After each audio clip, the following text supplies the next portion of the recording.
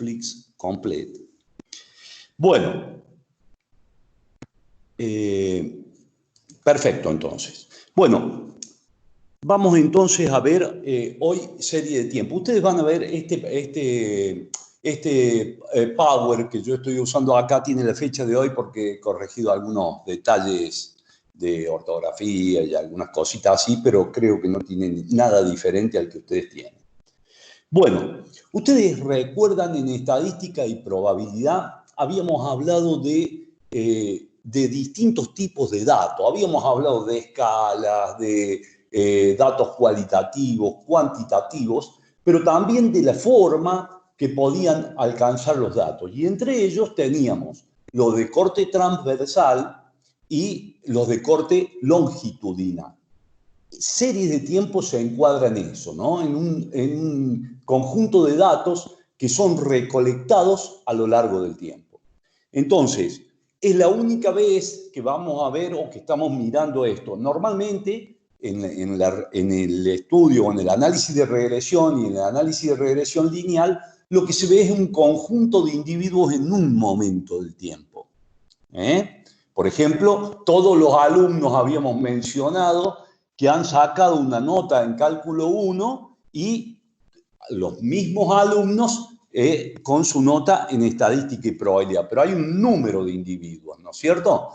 En cambio, si nosotros hablamos de un conjunto de datos a lo largo del tiempo, se trata de seguir, digamos, un individuo con su comportamiento a lo largo del tiempo. De esto se va a tratar un poco la clase de hoy.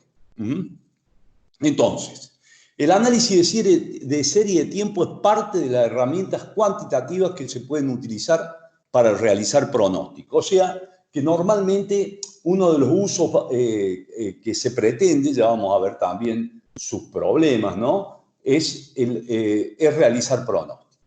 Entonces, ¿qué es una serie de tiempo? Para ser concreto, es un conjunto de datos correspondiente a alguna variable observados durante varios periodos de tiempo. Entonces, se recolectan datos históricos que permiten analizar o obtener una proyección de valores futuros a partir de la estructura que se presentó en esos datos, ¿no? O en esa historia de los datos. Ustedes habían visto también, o habíamos visto, en índice de precio, habíamos mirado que lo que estudiábamos es la evolución de una variable, ¿no? O en números índices, porque el precio podía ser un comportamiento, pero las ventas, la cantidad o un valor ponderado también podía seguirse a lo largo del tiempo, ¿verdad? O sea que o los números índices también son variables que están dentro de la serie de tiempo. Bueno, pero nosotros como la idea es tratar de ver, por ejemplo, qué valor podemos proyectar o podemos predecir o pronosticar, entonces vamos a ver de qué manera se pueden ir a buscar esos valores pronosticados, ¿verdad? Entonces, si no contamos con elementos para obtener un pronóstico, por ejemplo, el inicio de una actividad, el método intuitivo que vamos a tener es que en el periodo siguiente al del periodo del inicio, consideramos que se va a repetir el valor de esa variable. Supónganse que empezamos un negocio, ya vamos a ver un ejemplo, en enero. Bueno, en febrero, si no tenemos ningún otro tipo de indicio respecto de las ventas, tomaremos como pronóstico las ventas de enero. O si no conocemos nada acerca de la historia de esa empresa. O sea que la forma intuitiva de pronosticar en una variable, en un conjunto de valores a lo largo del tiempo es, si no conocemos nada para atrás, tomaremos el último valor del que conocemos y supondremos que se va a repetir. Por eso, en el método intuitivo, el pronóstico de YT más 1, o la estimación de YT más 1, va a ser igual a YT, que es el valor dado en el periodo T. Es decir, que YT más 1, Y sombrero T más 1, es el valor estimado en el periodo T más 1, y YT es el valor real de ese periodo. Eso sería en principio, pero la idea es estudiar el conjunto de valores de una serie de tiempo, que el dibujo está abajo hacia la derecha y los datos están en el cuadrito del lado, que puede ser a lo largo del año. Podemos tomar los trimestres o los cuatrimestres, el periodo 4, 1, 2, 3, 4, y las ventas, ¿no es cierto? El periodo es el tiempo y las ventas es la variable a estudiar a lo largo del tiempo. Ustedes fíjense que esto está hablando de un dibujo, de una curva, de una variable y su comportamiento a lo largo del tiempo. Y se ve que tiene saltos y que tiene además una onda creciente. Yo creo que esto ustedes más o menos han manejado, si han visto, creo que computación ya han visto algo de esto, ¿no? Ahora sí, nosotros lo que vamos o lo que graficamos o lo que vemos en la gráfica es la variable a lo largo del tiempo, pero eso es una sola cantidad, es un número único. Lo que vamos a hacer en serie de tiempo es estudiar qué hay detrás de ese número único, y en ese sentido lo que vamos a ver es cuál es la estructura de esa sucesión de números a lo largo del tiempo, ¿no es cierto? Entonces, la estructura de la serie de tiempo son en general o se pueden analizar con determinada complejidad. Entonces, se puede pensar que una serie de tiempo está compuesta por un determinado concepto o valor que va a ser la tendencia. A su vez, va a tener un componente que va a ser la estacionalidad, podemos decir el ciclo, y la variación irregular. En ese solo número que vemos a lo largo de la curva, vamos a ir a buscar esos componentes. Vamos a ir a buscar de qué se tratan, o sea, vamos a conocer cuál es el concepto de esos componentes y, por otro lado, de qué manera están relacionados.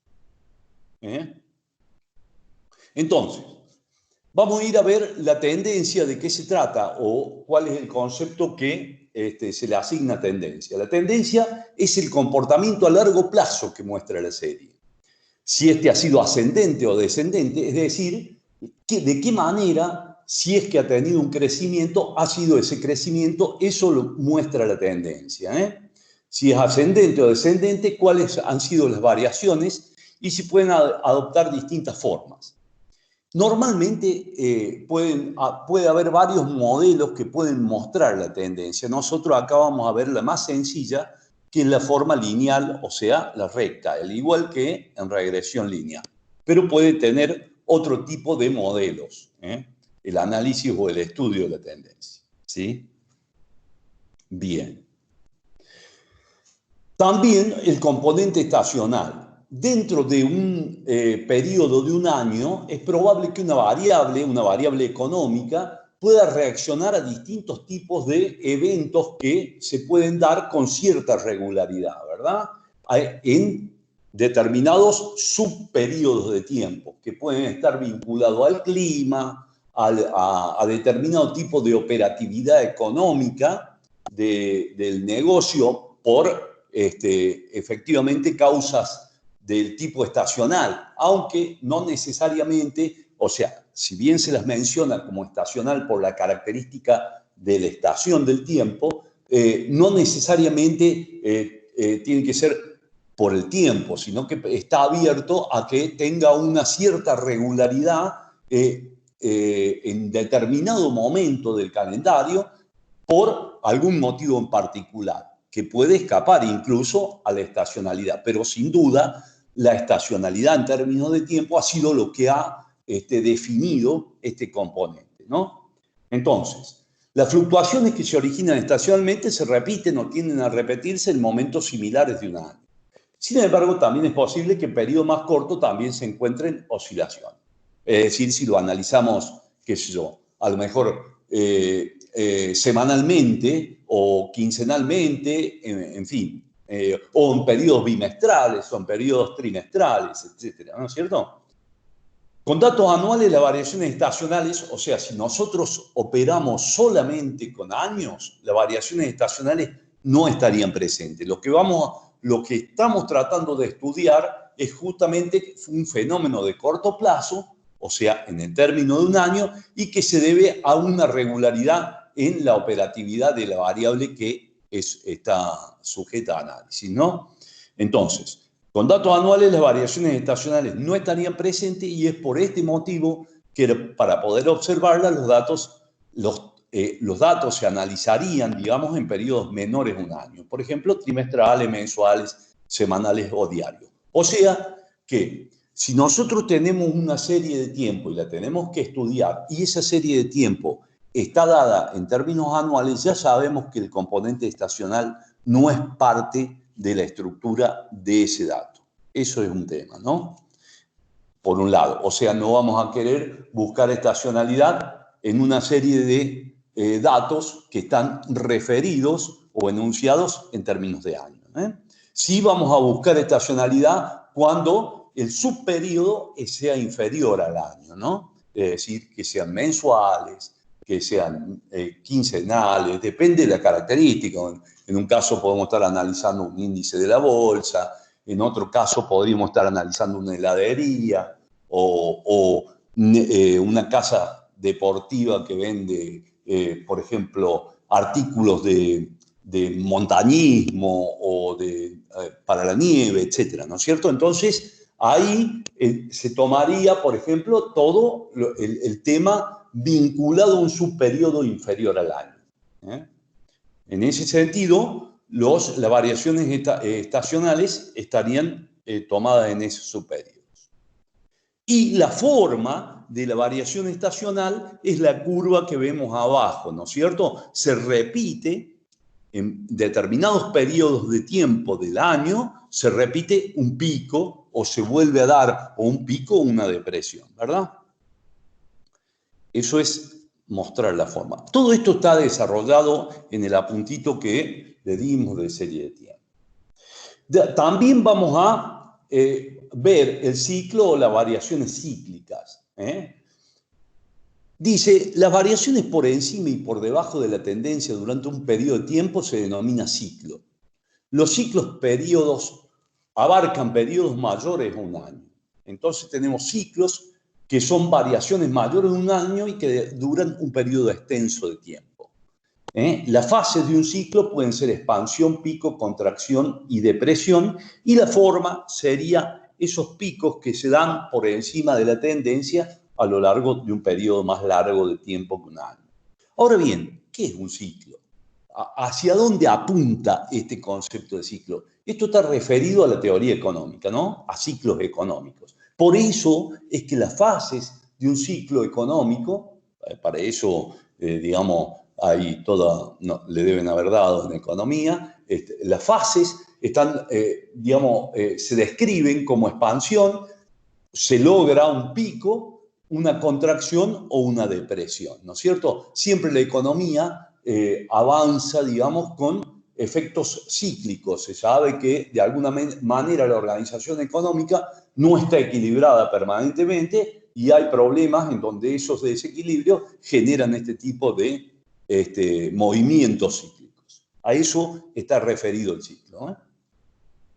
Y dentro de una serie podemos encontrar la tendencia, la variación estacional, pero una partecita de ella puede estar formada por digamos, un efecto de ese ciclo económico, ya sea un incremento a lo mejor de las ventas de algo porque el PBI está en un nivel de alto crecimiento o al revés, caída porque hay un nivel de depresión, etc. A eso está refiriéndose. Y las variaciones irregulares, esta es una definición que nosotros nos vamos a detener un poquito acá, que creo que hoy día es interesante. Son variaciones inusuales que casi nunca se repiten de la misma forma. Esto ya vamos a hacer un pequeño desglose de este concepto. Se originan en fenómenos climáticos, cambios tecnológicos, factores políticos, guerras, etc. Imagínense ustedes si nosotros tenemos que analizar las ventas del periodo de mayo del 2020 o de abril del 2020. Entonces, cualquier tendencia, cualquier valor que podamos tomar está influenciado directamente por una variación irregular que trastoca toda la serie de tiempo. Entonces, la variación irregular es un fenómeno determinado que no es repetitivo, ¿no es cierto? Pero nosotros, cuando lo tratamos en la serie de tiempo, estamos refiriéndose a variaciones muy pequeñas, a variaciones irregulares que puede ser, por ejemplo, una inundación, supónganse en la provincia de Santa Fe, que de alguna manera ha hecho caer, por ejemplo, una variable como la siembra, supónganse, de maíz, o una variación irregular en donde una catástrofe en general ha afectado el Producto Bruto y ha hecho caer, por ejemplo, el crecimiento del país, y eso afecta a nuestras ventas o en particular a un sector determinado. Pero esas variaciones irregulares que nosotros tratamos en la serie de tiempo normalmente son variaciones que se pretenden sean relativamente chicas y aleatorias, es decir, tienen un sentido, digamos, no tienen sentido de tendencia ni nada, simplemente que se pueden dar en menos o en más y en forma aleatoria, ¿verdad? Pero no estamos hablando, o no podemos contemplar dentro de las variaciones irregulares que analizamos en serie de tiempo, un caso como el de esta pandemia o el caso de un quiebre determinado en los datos económicos debido a un fenómeno totalmente grande, ¿no es cierto? O extraño. O en todo caso, si lo vamos a contemplar, esa variación irregular seguramente va a estar por encima de los valores que componen el resto de la estructura de serie de tiempo. Esto yo lo quería, un poco se los quería comentar porque, bueno, viene el caso por el momento actual que vivimos, ¿verdad? Pero de hecho, normalmente la estadística en general está midiéndose o está trabajando siempre con valores muy cercanos a los promedios. Nosotros lo que queremos ir es buscando valores promedios. De hecho, cuando trabajamos cualquier variable, hacemos un test de hipótesis, etcétera, etcétera, lo que hacemos es casi encontrar pruebas para el centro. Cuando hay fenómenos de muy baja probabilidad, esos nos pueden hacer cometer un error o, en definitiva, los descartamos. Entonces, esto que es casi es famoso, un libro de un autor que se llama El Cisne Negro, que es uno de los elementos de la economía o de la estadística que no están contemplados. Este autor se llama Nassim Taleb, escribió un libro que se llama El Cisne Negro, y básicamente él cuenta que el desconocimiento de la ciencia en general es bastante grande y que el hecho de que hubiera todo cisnes blancos en un momento dado hizo pensar que no había un cisne negro hasta que se encontró un cisne negro en Australia, ¿verdad? Entonces, era un hecho de bajísima probabilidad, pero ocurrió. Entonces, este tipo de cuestiones que pueden ocurrir con eventos de baja probabilidad no es justamente lo que nosotros estudiamos bajo esta serie de tiempo. A eso me quería referir, sino que son efectos que vienen dados, por ejemplo, en las variaciones irregulares, son efectos que vienen dados por fenómenos inesperados, pero que no tienen la magnitud de trascender el resto de los componentes de la serie. Bueno, solamente hacia ahí quería ir, ¿verdad? Para explicárselos de esta manera. Bueno, ahora bien, nosotros tenemos la estructura y tenemos los componentes de la serie de tiempo, ¿verdad? Ahora, ¿de qué manera se relacionan esos componentes? Es otro de los temas que vamos a ver ahora. Existen dos modelos básicos de combinar los elementos de la serie de tiempo. Uno es el modelo aditivo y el otro es el modelo multiplicativo.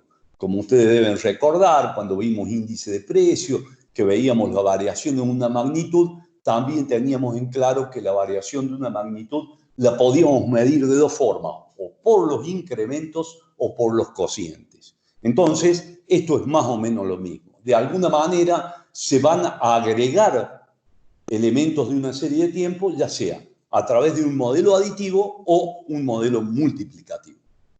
El modelo aditivo se expresa como, por ejemplo, el valor de la variable YT, que va a ser igual a la suma de la tendencia, la estacionalidad, el ciclo y las variaciones irregulares, donde YT es el valor de la variable en el periodo T, T es la tendencia, es la estacionalidad, C el ciclo e I las variaciones irregulares. En el modelo aditivo, todos los valores se expresan en unidades naturales, pero estacionalidad, ciclo y variaciones irregulares se expresan en términos de desvío. Por ejemplo, si nosotros decimos que Y vale 5.000, es porque la tendencia va a tener un valor de nivel, digamos, de 4.500 y, por ejemplo, la estacionalidad aumentará ese nivel en 1.000 y el ciclo disminuirá ese nivel en 250 y las variaciones irregulares también en 250. Entonces, el valor de la tendencia es un valor de nivel y el resto son incrementos o decrementos de esa variable que se van a dar en esa forma y así se van a expresar en el modelo aditivo. El modelo aditivo es uno de los modelos que no, no es el más usado. El más usado es el modelo multiplicativo y es el que nosotros y casi todos siguen, ¿no es cierto? El modelo multiplicativo se expresa como la misma variable Y sub t, en donde se multiplica la tendencia por la estacionalidad, por el ciclo y por las variaciones irregulares.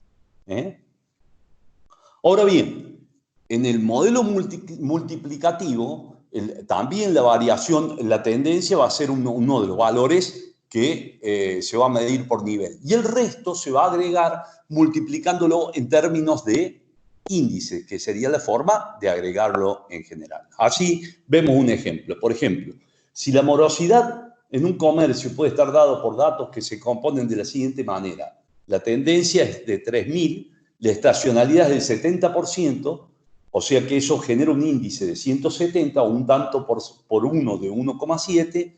El ciclo es 9% menos, o sea que reduce, digamos, el valor de la tendencia el 9. Ese índice va a ser del 91 o en tanto por 1 de 0,91 y las variaciones irregulares un 13% o disminuyen la tendencia un 13%.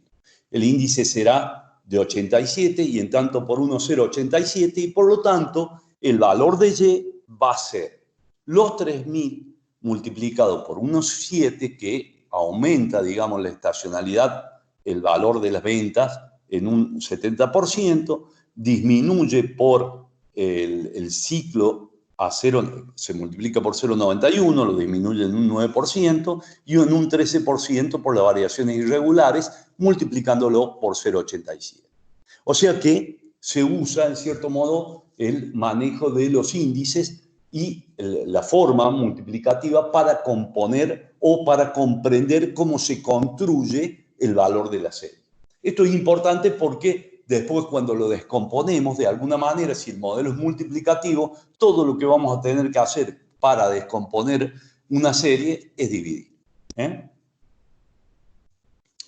Bueno, ahora bien, una serie en general tiene, tiene una forma casi de serrucho, tiene puntos chicos, aunque tenga una tendencia, etc. Una forma de ir atemperando esos valores extremos, aunque sea en el corto plazo, va a ser el de suavizar esa serie. Uno de los métodos para suavizar la serie va a ser el método de medias móviles. Las medias móviles son un promedio de los datos de la serie para un número fijo de periodos. Es decir, que se van a tomar un conjunto de valores y se va a dividir ese número de valores y se va a tomar ese promedio como un valor representativo de ellos. Entonces, los promedios atemperan los picos mayores o menores de la curva y por eso se dice que se realiza un suavizamiento. Vamos a ver un ejemplo. Esto, como verán ustedes, es bien práctico, o sea, prácticamente está la definición y el cálculo. Si las facturas mensuales de PEC en un comercio han sido en los meses de febrero 3.000, mayo 2200 y abril 2000, el promedio de esos tres valores es 2400. Estos cálculos hay que revisarlo por las dudas que hayan salido mal en algún momento. En el cálculo del próximo promedio se deja, o sea, acá estamos tomando un promedio de 3 meses. Tendría que ser contiguo. Debe ser febrero, marzo y abril. Ahí debe haber un error. Entonces, en el cálculo del próximo promedio se deja fuera el valor de febrero y se incorpora el de mayo. Ahí está. De forma tal que el cálculo considera los valores más recientes. Si mayo es igual a 1900, quiere decir que dejamos afuera 3000 de febrero y vamos a promediar 2200, 2000 y 1900. Eso debiera dar 2033 de promedio. Y nosotros estamos obteniendo una media móvil de 3 meses. Eso es lo que nosotros vemos en el cuadro que tenemos acá. Enero, febrero, etc. Tenemos venta de 52, por ejemplo, 81 y 47. El promedio de eso va a ser 60 y lo vamos a hacer corresponder con el mes de febrero. Luego soltamos, digamos, la magnitud de enero y tomamos la de abril, tomamos el promedio y lo vamos a hacer, va a ser 64,33 y lo vamos a hacer coincidir con el de marzo y así sucesivamente. También podemos tomar más cantidad de meses, lo cual incluso tenderá a que se suavice aún más la serie, como muestra el dibujo que tenemos al costado, ¿no? En donde tenemos la serie original, la serie de los 3 meses en naranja y que tiene mayores picos, y la de amarillo en la de 5 meses. Entonces, cuando tomemos 5 meses, también vamos a hacer corresponder al tercer mes el valor de los 59 y habremos promediado 52, 81, 47 y 65, ¿está bien? Y 50. Y así sucesivamente. O sea que fíjense que hacia arriba, hacia enero y diciembre, en el caso de los 3 meses, queda un mes libre. ¿Qué pasaría si yo tuviera que pronosticar el valor de diciembre? Diría que sería, si no tengo otro elemento, igual a la media móvil de noviembre, de 62. Y así con la de 5 meses. Pero la media móvil presenta otro tipo de característica. Pueden ser impares los meses a promediar. Y ahí veremos, cuando se trata de valores, impares dije yo, cuando se trata de valores pares, el valor centrado queda en el medio. Fíjense, acá tenemos del 2006 al 2008, pero por trimestre tenemos 1, 2, 3 y 4. Fíjense, ¿verdad? Entonces, si nosotros promediamos los cuatro o el mes 1 o los 4 trimestres que tenemos acá, quedará entre el segundo y tercer mes el valor promediado. Es decir, cuando promediemos 40, 45, 38 y 47, el 42,5 ese yo lo he puesto a la altura del 38, pero en realidad queda entre 45 y 38, porque no es un valor exacto por tener valores pares. Ahora, cuando yo deje afuera a 40 y tome 53, voy a tomar el promedio y va a estar entre el tercero y el cuarto. Entonces, lo que se va a hacer para darle un valor al tercer trimestre es promediar el 42,5 y el 45,75, y a ese promedio lo vamos a poner en el centro. Y por eso se va a llamar medias móviles centradas. O se va a centrar esa media móvil, Quedará entre el segundo. Sin embargo, este valor sería una media móvil que no se corresponde con ningún mes. Y es necesario centrarlo. Y eso es lo que hacemos. Y para ello se toma el que corresponde al próximo promedio. Acá en este caso yo he puesto meses, pero corresponden trimestres. Y se promediará con el anterior, logrando centrar este promedio móvil para el tercer mes o el trimestre y así sucesivamente. Entonces, tenemos el caso de la media móvil que es impar. En ese caso, la media está centrada, el promedio, ¿no es cierto? Así tomemos valores de 3, 5, 7, etcétera, ¿no es cierto? Promedios para esos números fijos de periodos de tiempo. Ahora bien, Cuando son valores pares, va a ocurrir que vamos a tener que centrar esa media móvil. Esto a los efectos prácticos, ¿no? Para que ustedes lo vayan viendo.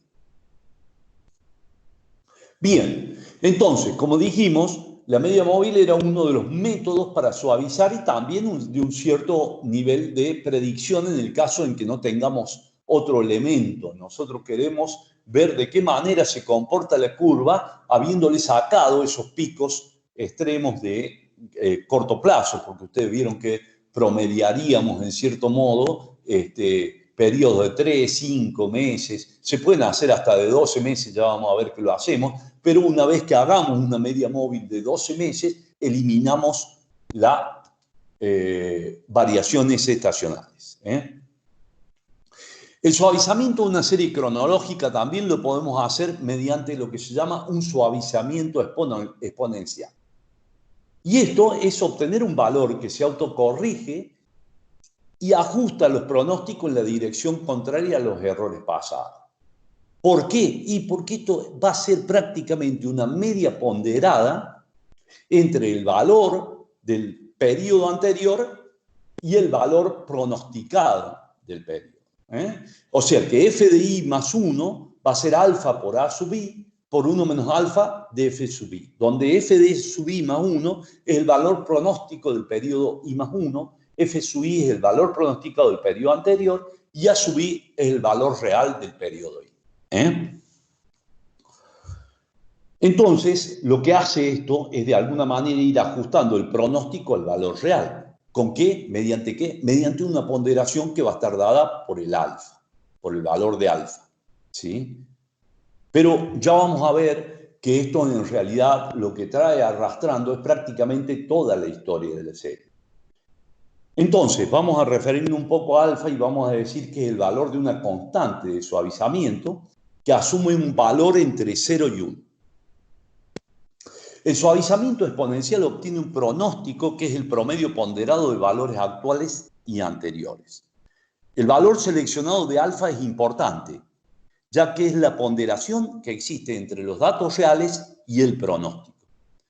Si los datos son más volátiles, se necesita un alfa menor, porque uno le va a dar menor participación a los últimos valores, porque pueden estar variando mucho, y en realidad va a tener el 1 menos alfa un valor más importante y va a estar vinculado a los pronósticos anteriores. O sea, esto es porque los valores más pequeños asignan una ponderación menor a los valores más recientes y si los valores son muy variables, la última observación no tiene por qué reflejar ese promedio a largo plazo. Esa es la idea de darle una magnitud determinada al ponderador alfa, cuando de alguna manera alfa tiene que ser un poco más pequeño o cuando tiene que ser un poco más alto. Si los datos son más estables, será un poco más alto. Si son muy variables, será un poco más pequeño. ¿Por qué? ¿Cuál es el objetivo? Es que el alfa en realidad le da una ponderación a el valor más reciente.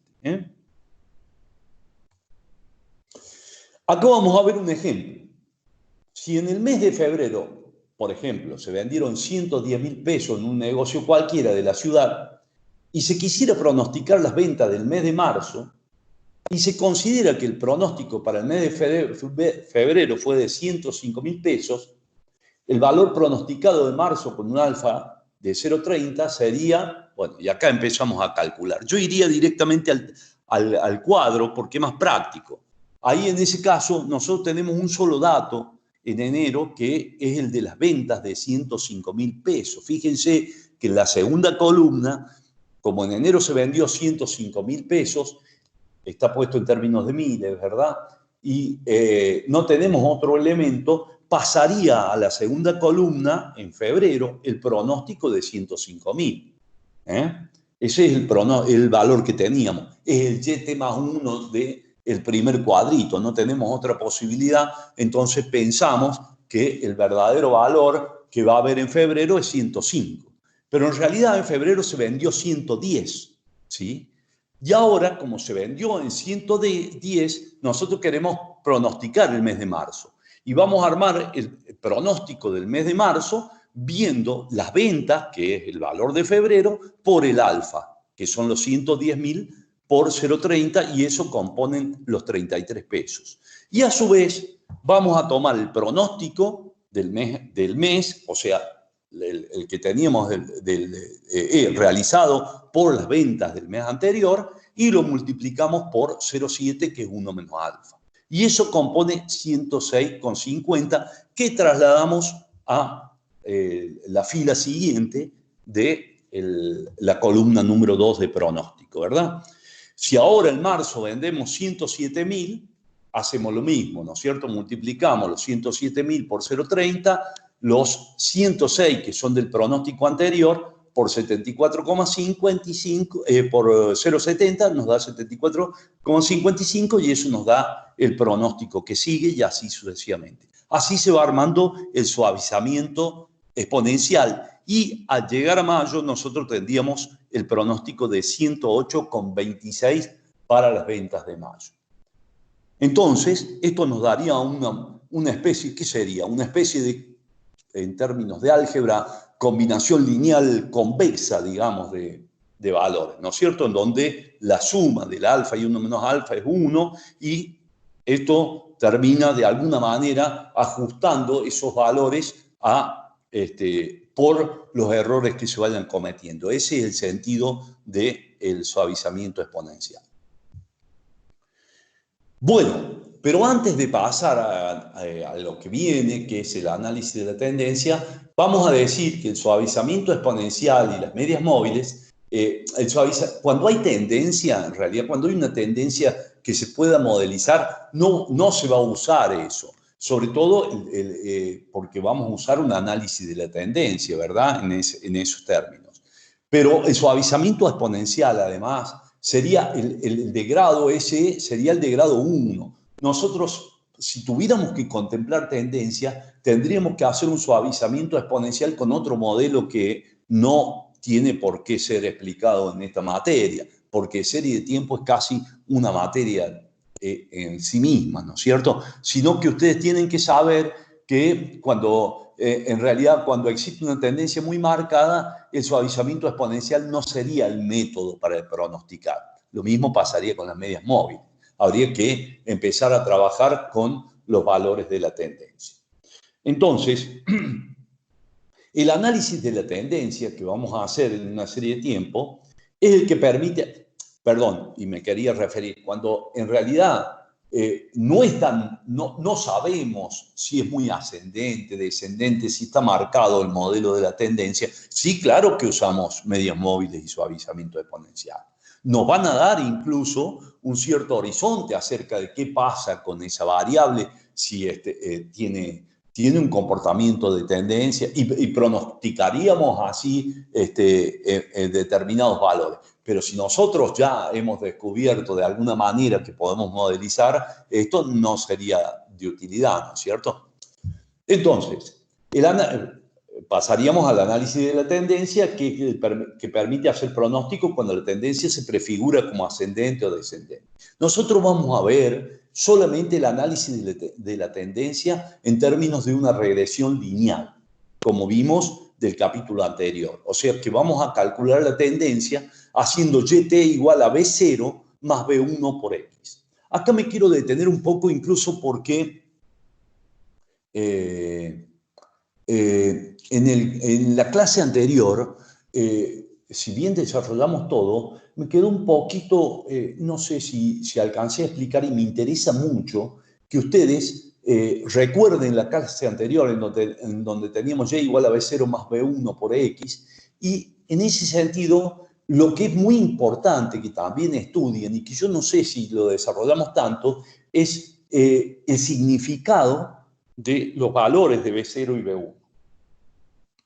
B1, en definitiva, ¿qué expresa lo de un coeficiente angular, verdad? En cuánto va a variar el valor de Y cuando cambiemos en una unidad el valor de X.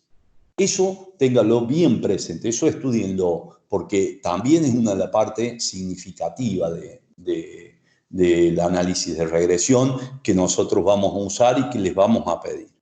Por otro lado, B0 es la ordenada al origen. Pero ¿qué ocurre? Yo puedo, como realizo o calculo B0 por datos muestrales, puede ser que me dé una cifra que sea incoherente. Por ejemplo, puedo calcular el consumo y cuando yo no lo tengo vinculado o cuando lo tengo vinculado al ingreso, puede ser que el consumo autónomo me dé negativo, una cosa que no podría ser porque la gente no podría vivir. Entonces, ese valor de B0 hay que referirlo siempre al rango de datos que nosotros estamos trabajando, porque puede dar una magnitud que no sea explicativa ante un determinado momento. Si nosotros decimos B1 vale 0, nos queda a lo mejor un valor que no está muy claramente, sino que le tenemos que dar significado por el rango de valores que estamos tratando. Bueno, ahora volvamos a serie de tiempo. Tenemos el modelo general de tendencia, YT igual a B0 más B1 por X, donde YT es la variable dependiente, B0 y B1, como habíamos visto, son los estimadores de la ordenada, la origen y la pendiente de la recta respectiva.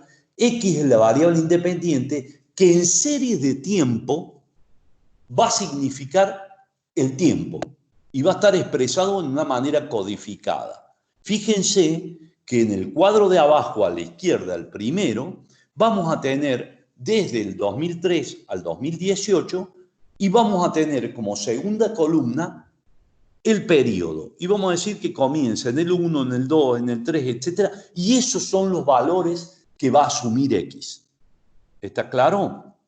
Por otra parte, la variable que es de interés para nuestro estudio a lo largo del tiempo son los permisos de construcción que, supónganse, de la ciudad para construir viviendas. Entonces tenemos a lo largo de esos años toda la cantidad de permisos de construcción, ¿verdad?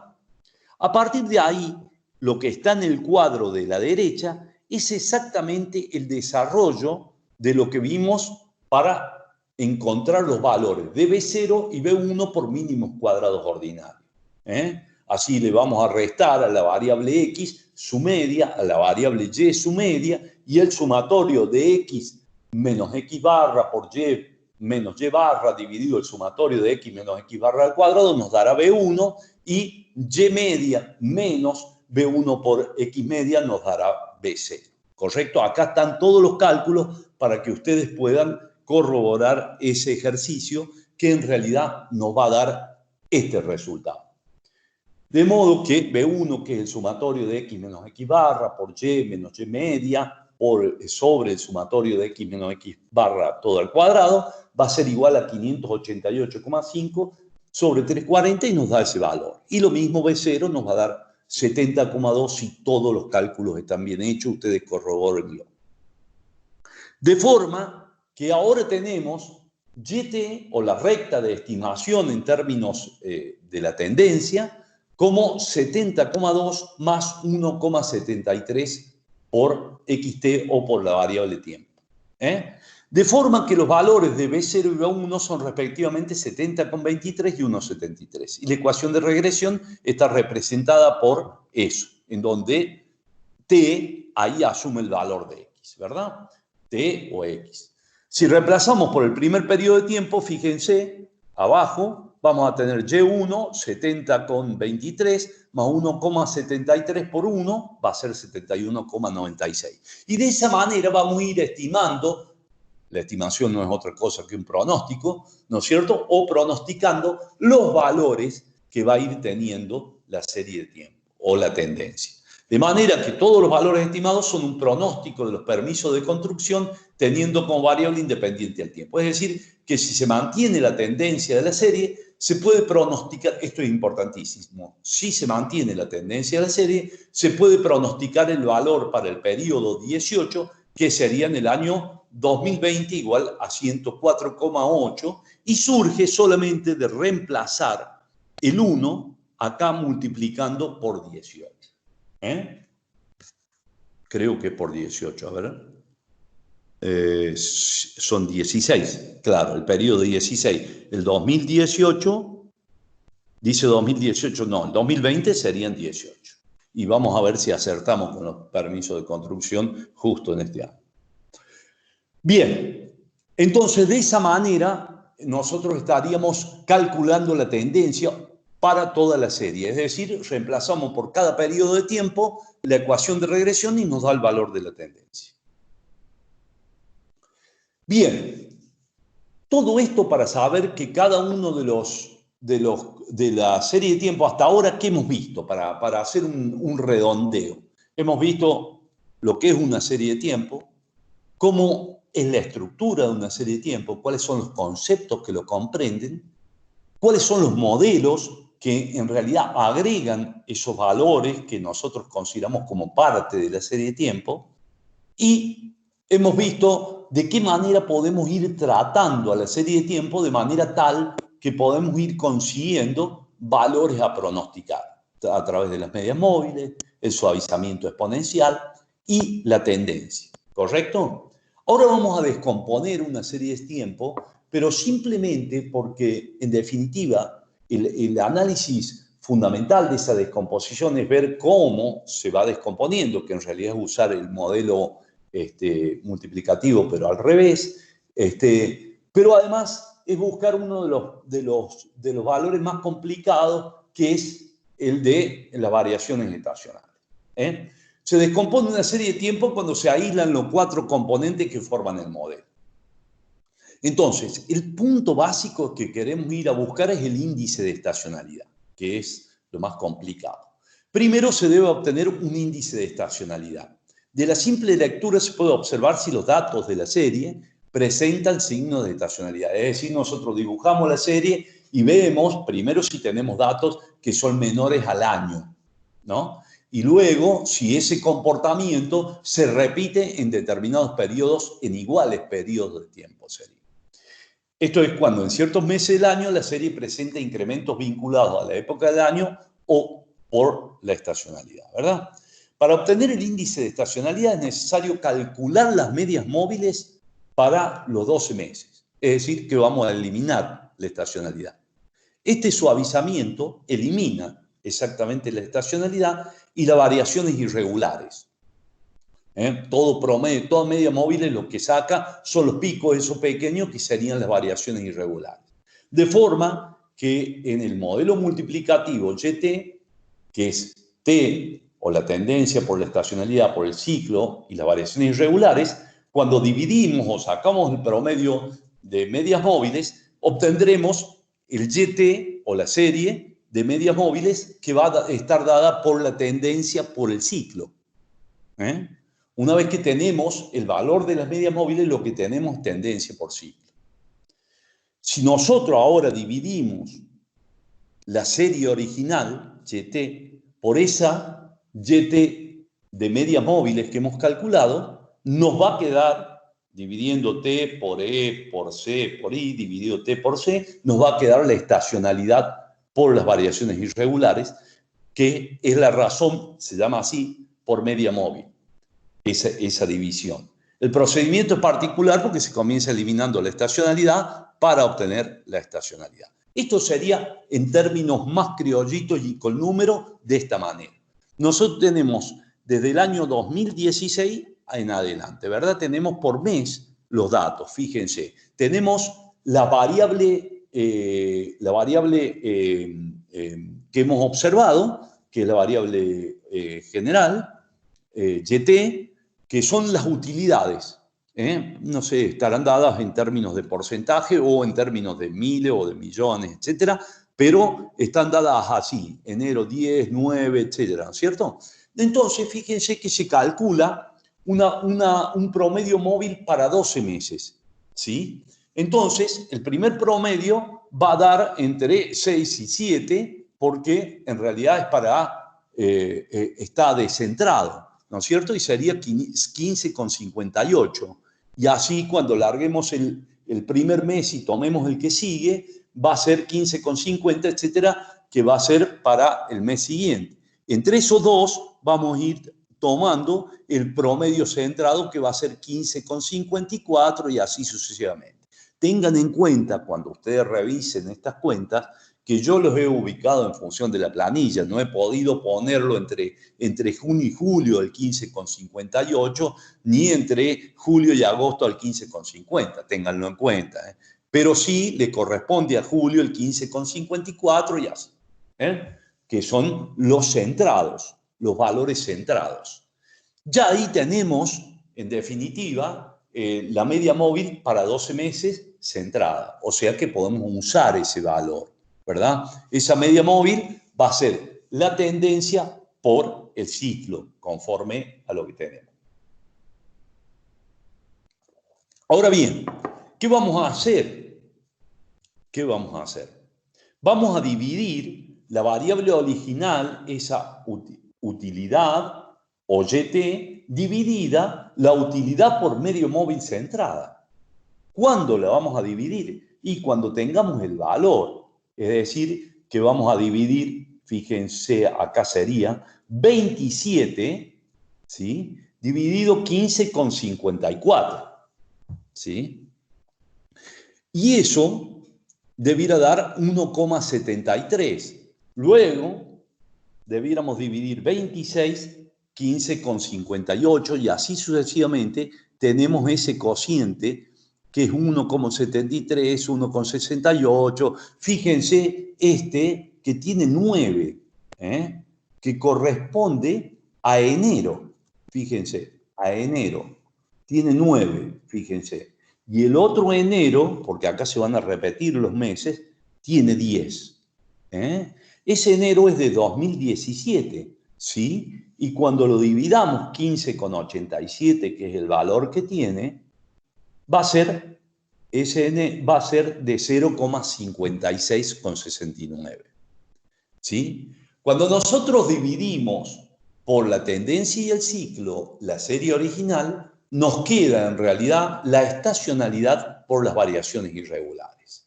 Y ahora sí estamos en condiciones de buscar el índice de estacionalidad. ¿Qué vamos a hacer para eso? Lo vamos a ordenar por meses. Vamos a poner la columna de los años y lo vamos a ordenar por meses. Fíjese el enero que yo le había dicho de 9, ese índice en 2016 enero no tiene dato.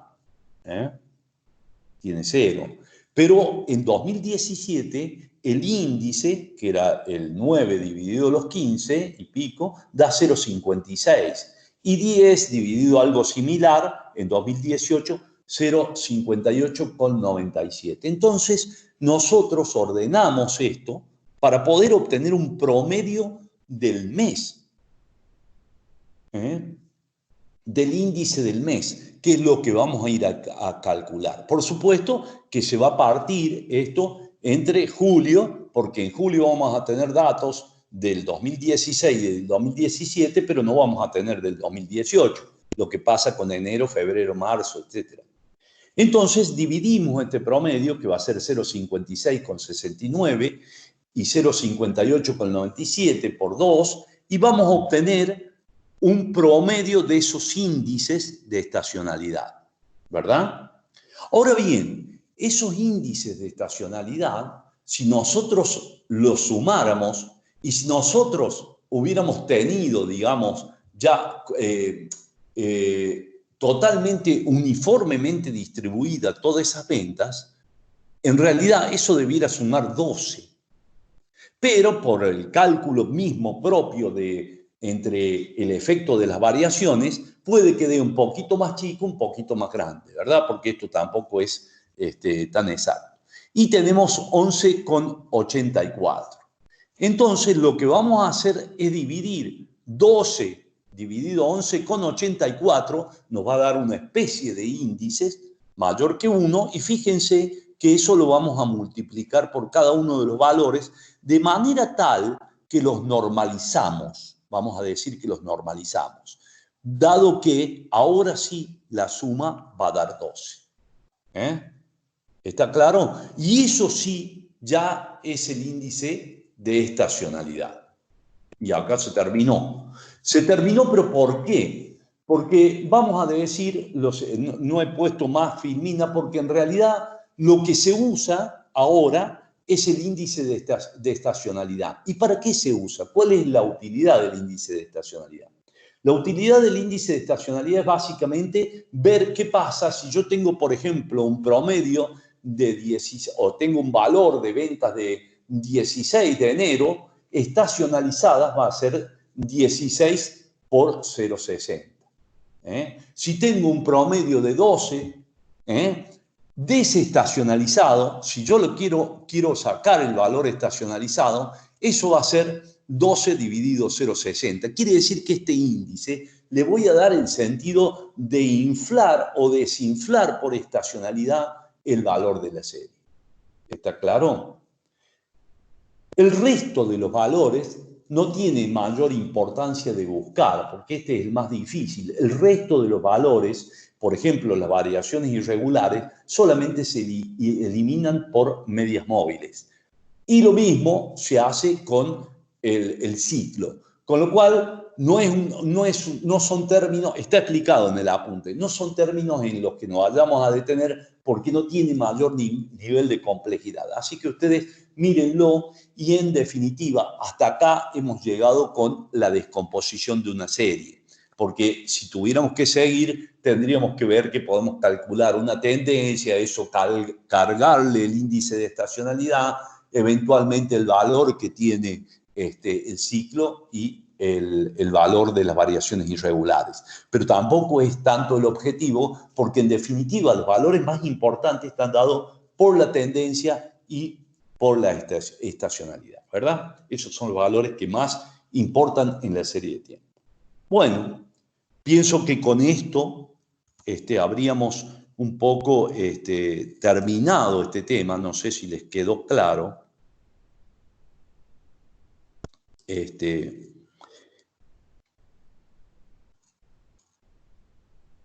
Ay, yo justo no estaba viendo si se cortó, estoy listo. No se cortó, cuéntenme algo. Vamos a desgrabar. Acá. Vamos a detenerla. Hasta acá.